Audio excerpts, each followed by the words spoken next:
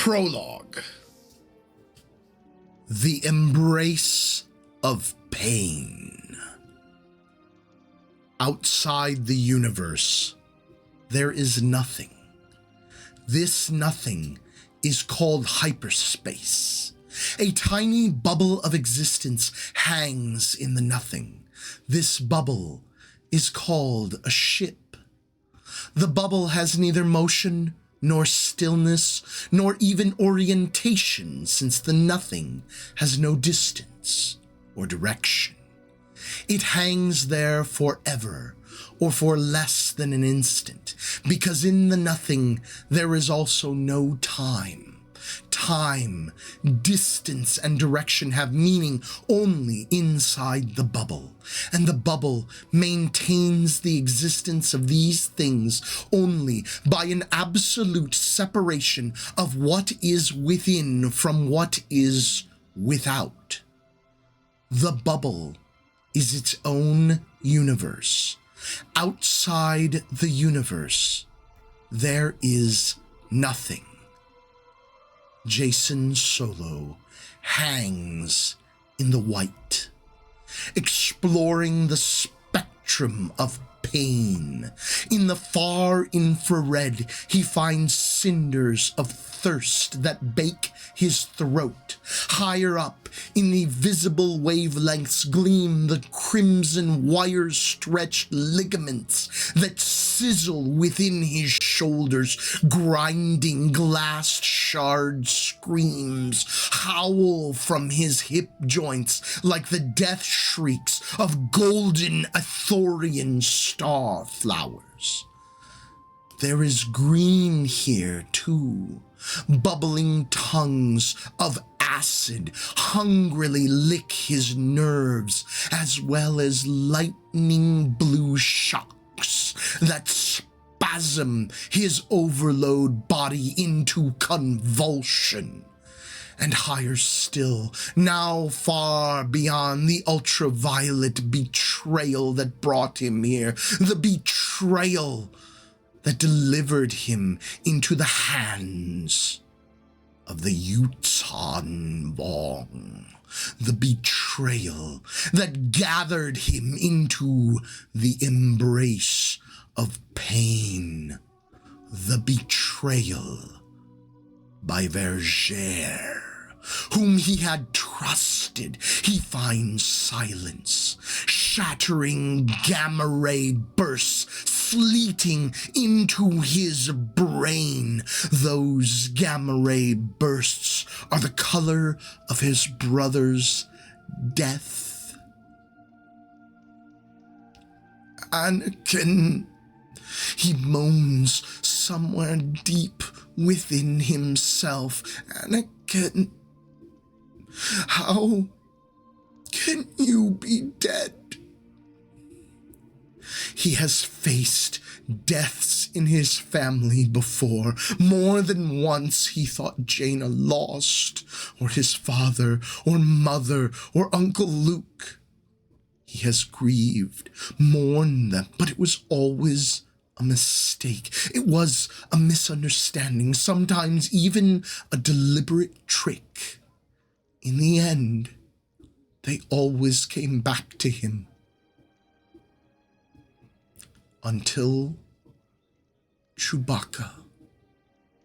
When the moon crashed on Cern Pedal, it shattered not only Chewbacca's life, but also the magic charm that had always seemed to guard them all. Something in the universe had tilted to one side and opened a gap in reality. Through that gap, death has slipped into his family.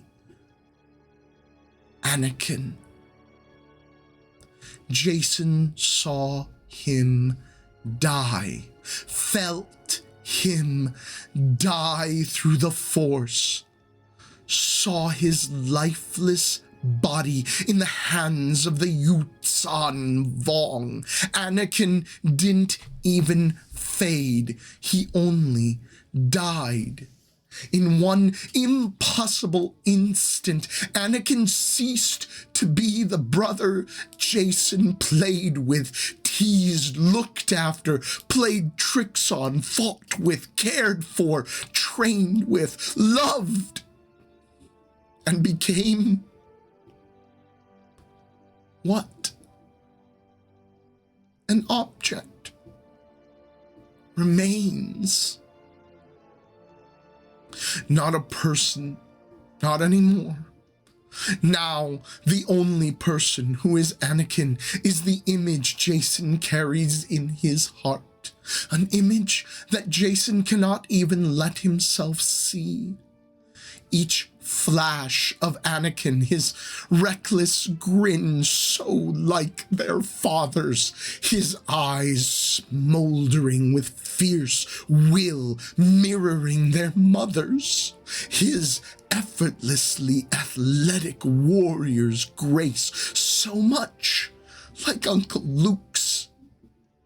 These are the gamma bursts that burn the marrow of his bones, that cook his brain until its boil threatens to burst his skull.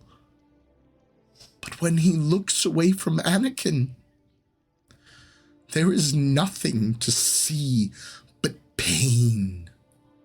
He cannot remember if he is on a ship or still planet-bound. He finds a vague memory of capture aboard a Yuuzhan Vong world ship, but he's not sure if that happened to him or to someone else. He cannot remember if such distinctions mean anything. All he knows is the white. He remembers that he's been captured before. He remembers Belkadin, remembers his vain dream of freeing slaves, remembers the blank terror of discovering that his force powers meant nothing against the Yuuzhan Vong. He remembers the embrace of pain, remembers his rescue by Uncle Luke, Master Luke, Master Skywalker. He remembers Vergere. Remembering Vergere brings him to the Voxen Queen, and the Voxen Queen sends him slithering back down a despair-greased slope to Anakin's corpse. Anakin's corpse floats on a burning lake of torment, far deeper than anything that can happen to Jason's body.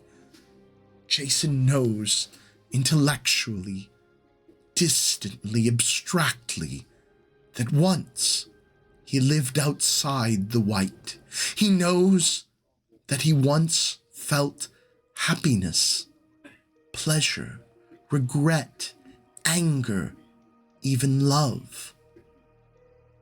But these are only ghosts, shadows murmuring beneath the roar of pain that fills everything he is, everything he will ever be.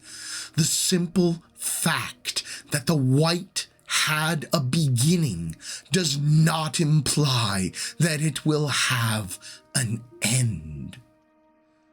Jason exists beyond time. Where Jason is, there is only the white and the Force. The Force is the air that he breathes, a cool whisk of sanity, a gentle breeze from a healthier world, though he can no more grasp its power than he might hold on to the wind. It surrounds him, fills him, accepts his suffering, and sustains his sanity. It whispers a reminder that despair is of the dark side, and that ceaseless murmur gives him the strength to go on living. Distantly, on that cool breeze, he feels a knot of anger, of black rage and hurt and despair, clenching ever harder, compressing itself to diamond and beyond, crushing itself back into carbon powder. He feels, through the bond they have shared from birth, his twin sister falling into the dark. Jaina, he begs in a quiet corner of his heart, don't do it. Jaina, hold on. But he cannot let himself touch her through the force. He cannot ask her to share his torment. She is in so much pain already that to suffer his would only drive her darker yet. And so even his twin bond has become a source of anguish. Jason has become a prism, reintegrating the glittering spectrum of pain into pure, blazing agony. Agony is white, snow-blind in an eternal Hoth ice noon of suffering. Jason Solo hangs in the embrace of pain. The touch of a hand along his jaw leak time into the white. This was not a human hand, not a Wookiee, not family or close friend. 4 fingers, mutually opposable, hard-fleshed as raptors' talons, but the touch was warm and moist and somehow not unfriendly. Pain retreated toward the back of his mind until he could think again, though he felt it lurking there, waiting. He knew that it would overtake him again, would break in waves across him, but for now, the tides of agony rolled slowly out, and Jason could open his eyes. The hand that had brought him out of the white belonged to Vergere. She stood below him, looking up with wide alien eyes, her fingers light upon his cheek. Jason hung horizontally, suspended face down, 2 meters above a floor of wet, slick-looking greens and browns, its surface corded, viney, as though with muscle and vein. The walls oozed oily dampness that smelled darkly organic, bantha sweat and hawkback droppings. From the darkness above swung tentacles like prehensile eye stalks, ends socketed with glowing orbs that stared at him as the tentacles wove and danced and twisted about each other. He understood. The enemy was watching. Something that felt like claws, sharp and unwielding, gripped his skull from behind. He could not turn his head to see what held him. His arms were drawn wide, pulled to full extension, and twisted so that his shoulders howled in their sockets. A single strong grip crushed his ankles together, grinding bone on bone. Yet, the greatest pain he now suffered was to look on Vergere and remember that he had trusted her. She withdrew her hand, clenching and opening it while she stared at it with what on a human might have been a smile, as though her hand were an unfamiliar tool that might turn out to be a toy instead. "Among our masters," she said casually, as though continuing a friendly conversation, "it is not considered shameful for a warrior in your position to pray for death. This is occasionally granted to honor great courage. There are some on this very ship who whisper that your action against the Voxen Queen has earned this honor for you.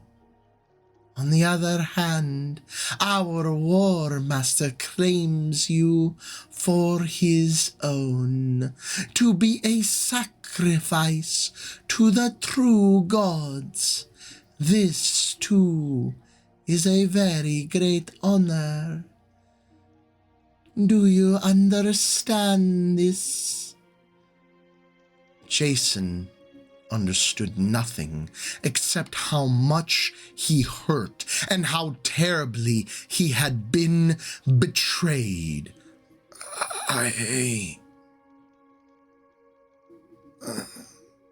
Speaking tore his throat as though he coughed splinters of transparent steel. He winced, squeezing shut his eyes until galaxies flared within them, then gritted his teeth and spoke anyway.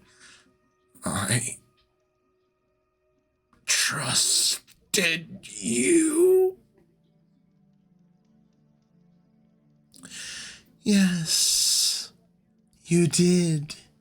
She opened her hand, turning her quadrified palm upward as if to catch a falling tear, and smiled up at him. "Why?" Jason could not find his breath to give answer, and then he found he had no answer to give. She was so alien. Raised on Coruscant, the nexus of the galaxy, he had no memory of a time when there had not been dozens, hundreds, even thousands of wildly differing species in sight whenever he so much as peeked out the holographic false window of his bedroom. All space lanes led to Coruscant. Every sentient species of the New Republic had had representatives there. Bigotry was utterly beyond him. Jason could no more dislike or distrust someone simply because she belonged to an unfamiliar species than he could breathe methane. But Vergere, body compact and lithe, arms long and oddly mobile as though possessed of extra joints, hands from which fingers opened like the gripping spines of Andoan rock polyps, back-bent knees above splay-toed feet. He was acutely, overpoweringly aware that he had never seen any of Vergere's kind before. Long, bright eyes the shape of teardrops, a spray of whiskers curving around a wide, expressive mouth. But expressive of what? How could he know what the arc of her lips truly signified? It resembled a human smile, but she was nothing resembling human. Perhaps her species used the crest of iridescent feathers along her cranial ridge for non-verbal signals. Right now, as he stared, feathers near the rounded rear of her oblate skull lifted and turned so that their color shifted from starlight silver to red as a blaster bolt. Was that what corresponded to a smile, or a human's deadpan shrug, or a predator's threat display? How could he possibly know? How could he have ever trusted her. But you, he rasped, you saved Mara. Did I? She chirped suddenly. And if I did, what significance do you attach to this? I thought you were on our side. One whiskered eyebrow arched. There is no our side, Jason Solo. You helped me kill the Voxen Queen. Helped you? Perhaps I used you. Perhaps I had my own reasons to desire the death of the Voxen Queen, and you were a convenient weapon. Or perhaps you are my true interest.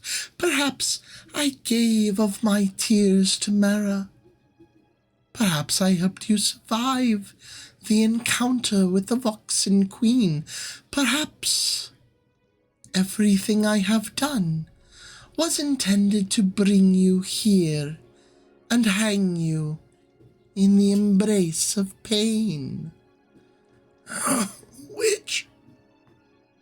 Jason made himself say, which was it? Which do you think it was? I don't know. How can I know? Why ask me? Should I presume to instruct the Jedi in the mysteries of epistemology? Jason stiffened in the grip of the embrace of pain. He was not so broken that he did not know he was being mocked. What do you want from me? Why have you done this? Why are you here? Deep questions, little Solo. Her ridge feathers rippled through a shimmering rainbow like a diamond-edged sabacc deck riffled by an expert dealer. It is near enough to the truth to say that I am a messenger of melancholy, a herald of tragedy, bearing gifts to ease the grieved, a mourner with grave goods to decorate the tomb, a hierophant to perform the sacred offices for the dead. Jason's head swam. What are you talking about? I don't. I can't. His voice failed and he sagged exhaustedly. Of course you can't. It's enough that the dead suffer their demise. Would it be fair to ask them to understand it as well? You're saying... Jason licked his lips, his tongue so dry it scraped them raw. I can face this, he told himself. I may not be much of a warrior, but I can die like one. You're saying you're going to kill me? Oh, no, not at all. From Verger's mouth came a musical chiming like a spray of Endorian wind crystals. He guessed this must serve her for laughter. I'm saying you're already dead, Jason. stared. "You are forever lost to the worlds you knew," she went on with a liquidy alien gesture that might have been a shrug. "Your friends mourn, your father rages, your mother weeps. Your life has been terminated. A line of division has been drawn between you and everything you have ever known. You have seen the Terminator that sweeps across the face of a planet, the twilit division between the day and night. You have crossed that line, Jason Solo. The bright fields of day are forever past." But not everything he knew was gone. Not while he lived. He was a Jedi. He reached out with his feelings. "Oh, the Force," Verger chirped dismissively. "The Force is life. What has life to do with you?" Suffering and exhaustion had bled away Jason's capacity for astonishment. He did not care how Verger knew what he was doing. He opened himself to the Force, let its clean cascade wash through him, dissolving his pain and confusion, and found at his side a connection to the Force as profound as his own. Verger crackled with power. Jason murmured, "You're a Jedi." Verger laughed. "There are no Jedi here," she said, and made a gesture, eye flick swift. Inside Jason's head, a swirl of interstellar gases fell in upon itself, kindling a protostar behind his eyes. The protostar swelled, gathering power, ramping up intensity until the light inside his skull washed away the woody glow of the chamber in which he hung. In the whited-out blaze, he heard Verger's voice, cold and precise as the light of a distant quasar. "I am your guide through the lands of the dead." Beyond that, he heard and saw no more. Silent supernova erupted within Jason's brain and blasted away the universe. Seconds or centuries passed in oblivion. Consciousness swam back into him, and he opened his eyes to find himself still hanging in the embrace of pain. Verger still standing below him, on her face the same alien facsimile of cheerful mockery. Nothing had changed. Everything had changed. The universe was empty now. "What?" Jason croaked, his throat raw as though he'd spent days screaming in his sleep. "What have you done to me?" "You have no business with the Force, nor it with you. Let you have the Force, the idea. It must be some kind of human thing. You mammals are so impulsive, so reckless, infants teething on a blaster. No, little Solo. The Force is much too dangerous for children. A great deal more dangerous than those ridiculous lightsabers you all seem to like to wave about. So I took it from you. The emptiness of the universe howled inside his head. There was nothing out there, only vast interstellar vacuum. All his training, all his talent, his gift meant nothing to the limitless, indifferent cosmos. The force was only the ghost of a dream from which he had now awakened. Jaina. He thrust desperately into the bond that had always been there, seeking his sister, his twin. He poured his terror and loss into the void that yawned where that bond had always been. Only silence, only emptiness, only lack.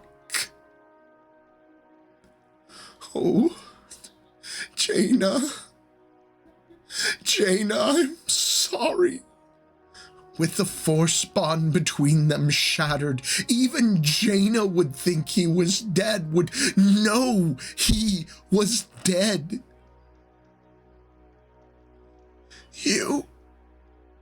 There's no way. You can't possibly. He barely recognized this tiny, lost in the dark whisper as his own voice. But I have. Really, this force business, you're better off without it. If you're a good boy, I'll give it back when you grow up.